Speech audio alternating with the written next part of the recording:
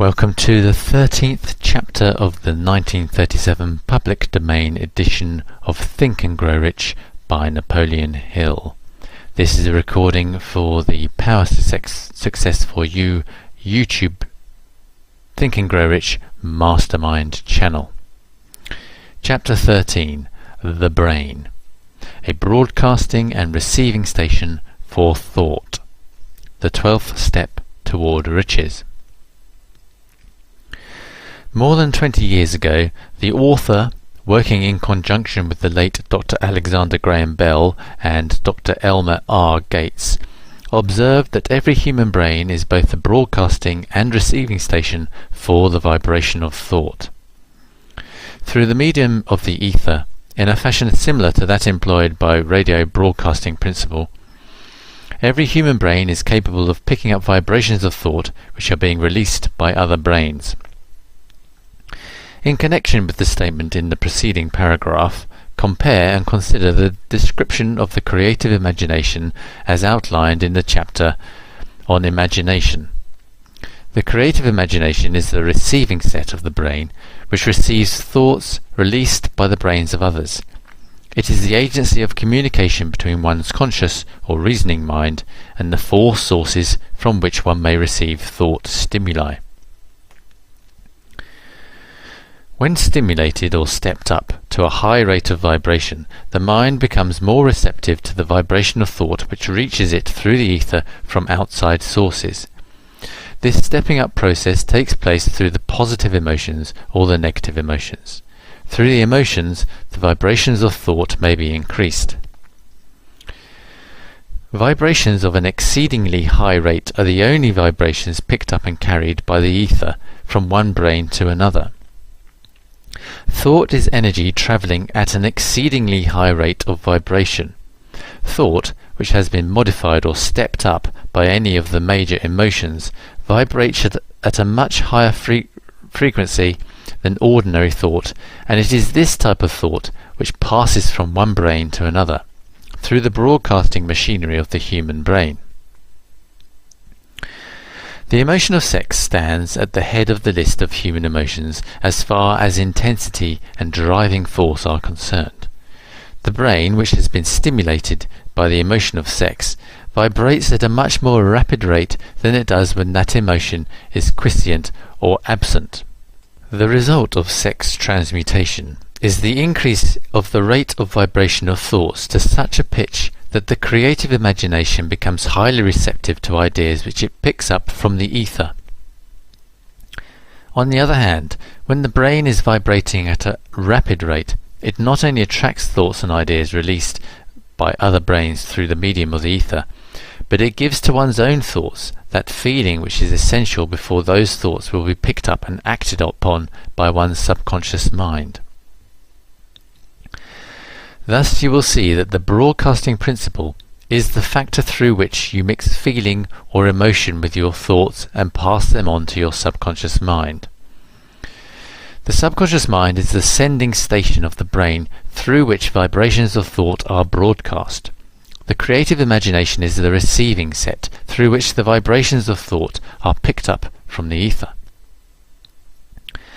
Along with the important factors of the subconscious mind and the faculty of the creative imagination, which constitute the sending and receiving sets of your mental broadcasting machinery, consider now the principle of autosuggestion, which is the medium by which you put into operation your broadcasting station. Through the instructions described in the chapter on autosuggestion, you are definitely informed of the method by which desire may be transmuted into its monetary equivalent. Operation of your mental broadcasting station is a comparatively simple procedure. You have but three principles to bear in mind and to apply when you wish to use your broadcasting station: the subconscious mind, creative imagination, and autosuggestion. The stimuli through which you put these three principles into action have been described. The process begins with desire. The greatest forces are intangible. The Depression brought the world to the very borderline of understanding of the forces which are intangible and unseen. Through the ages which have passed, man has depended too much upon his physical senses and has limited his knowledge to physical things which he could see, touch, weigh, and measure. We are now entering the most marvellous of all ages, an age which will teach us something of the intangible forces of the world about us. Perhaps we shall learn, as we pass through this age, that the other self is more powerful than the physical self we see when we look into a mirror. Sometimes men speak lightly of the intangibles, the things which they cannot perceive through any of their five senses, and when we hear them, it should remind us that all of us are controlled by forces which are unseen and intangible. The whole of mankind has not the power to cope with or to control the intangible force wrapped up in the rolling waves of the oceans. Man has not the capacity to understand the intangible force of gravity which keeps this little earth suspended in mid-air and keeps man from falling from it, much less the power to control that force. Man is entirely subservient to the intangible force which comes with a thunderstorm, and he is just as helpless in the presence of the intangible force of electricity. Nay, he does not even know what electricity is, where it comes from, or what is its purpose. Nor is this by any means the end of man's ignorance in connection with things unseen and intangible.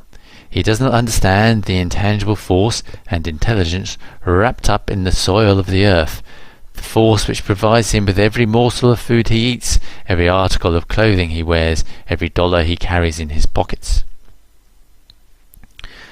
The dramatic story of the brain.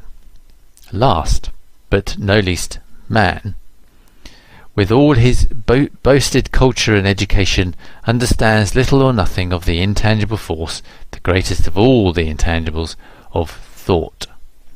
He knows but little concerning the physical brain and its vast network of intricate machinery through which the power of thought is translated into its material equivalent, but he is now entering an age which shall yield enlightenment on the subject. Already men of science have begun to turn their attention to the study of this stupendous thing called a brain, and while they are still in the kindergarten stage of their studies, they have uncovered enough knowledge to know that the central switchboard of the human mind, the number of lines which connect the brain cells with one another, equal the figure 1 followed by 15 million ciphers. The figure is so stupendous, said Dr. C. Judson Herrick of the University of Chicago, that astronomical figures dealing with hundreds of millions of light-years become insignificant by comparison. It has been determined that there are from 10 billion to 14 billion nerve cells in the human cerebral cortex, and we know that these are arranged in definite patterns. These arrangements are not haphazard, they are orderly. Recently developed methods of electrophysiology draw off action currents from very precisely located cells or fibers with microelectrodes, amplify them with radio tubes, and record potential differences to a millionth of a volt.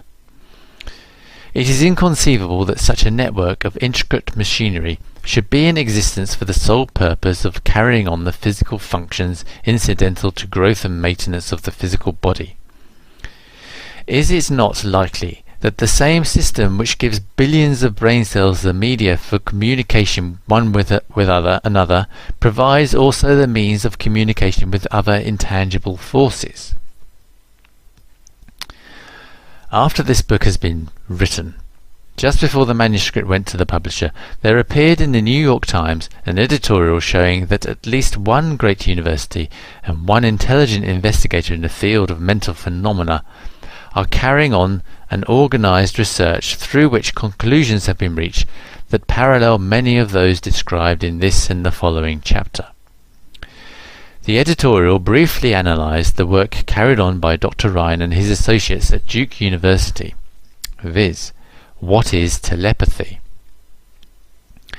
A month ago we cited on this page some of the remarkable results achieved by Professor Ryan and his associates in Duke University from more than 100,000 tests to determine the existence of telepathy and clairvoyance.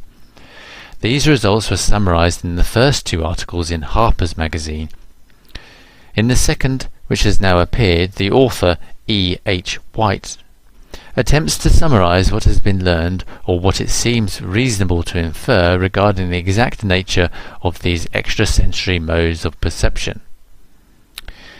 The actual existence of telepathy and clairvoyance now seems to some scientists enormously probable as the result of Rhine's experiments. Various participants were asked to name as many cards in a special pack as they could without looking at them and without other sensory access to them. About a score of men and women were discovered who could regularly name so many of the cards correctly that there was not one chance in a million of their having done so by feats of luck or accident. But how did they do them? These powers, assuming they exist, do not seem to be sensory. There is no known organ for them. The experiments worked just as well at distances of several hundred miles as they did in the same room.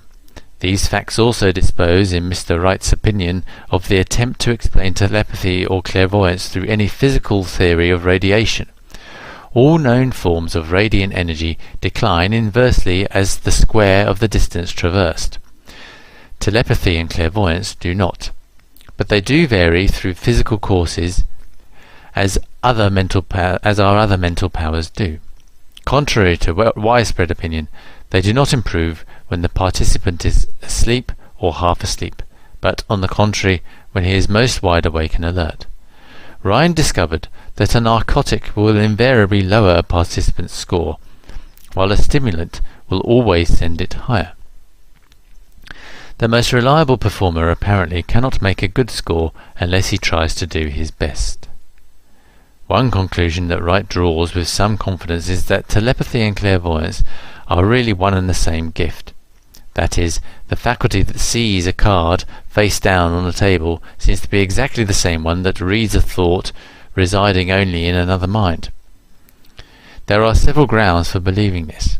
So far, for example, the two gifts have been found in every person who enjoys either of them.